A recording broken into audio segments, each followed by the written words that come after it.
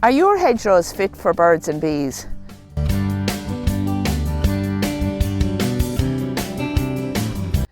Our native Irish hedgerows, more commonly known as hedges or ditches, come in all shapes and sizes. The focus here is on the hedges that are cut regularly. Routinely trimmed hedgerows are valuable habitats on farms for wildlife and biodiversity if two key criteria are met. Number one, height of the hedge, and number two, the presence of flowers.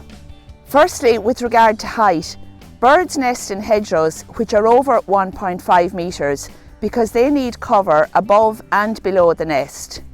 They never nest at the top of a hedgerow because birds such as magpies can get at them. Nests close to ground level are vulnerable to predators such as foxes.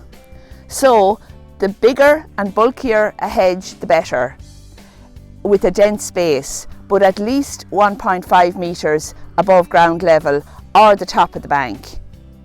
Secondly, flowers are needed to provide pollen and nectar for bees. There are about 100 native Irish bee species. Apart from the honeybee, we have about 20 bumblebees and about 80 solitary bees. And 1/3 of our bees are under threat of extinction. Now, bees need flowers such as whitethorn, blackthorn, gelder, gelder rose, spindle, dog rose, bramble, and these flowers can be in the hedgerow. And where there are flowers in the summer, there will be fruit in the autumn, providing food for birds and small mammals. A simple way to get flowers in routinely trimmed hedgerows is to allow occasional thorns grow up and mature as individual trees. So when hedge cutting, talk to your contractor about these key criteria.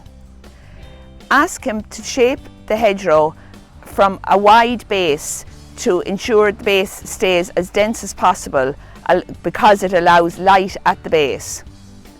Leave the peak as high as possible, but at least 1.5 metres above ground level or the top of the bank for birds to nest.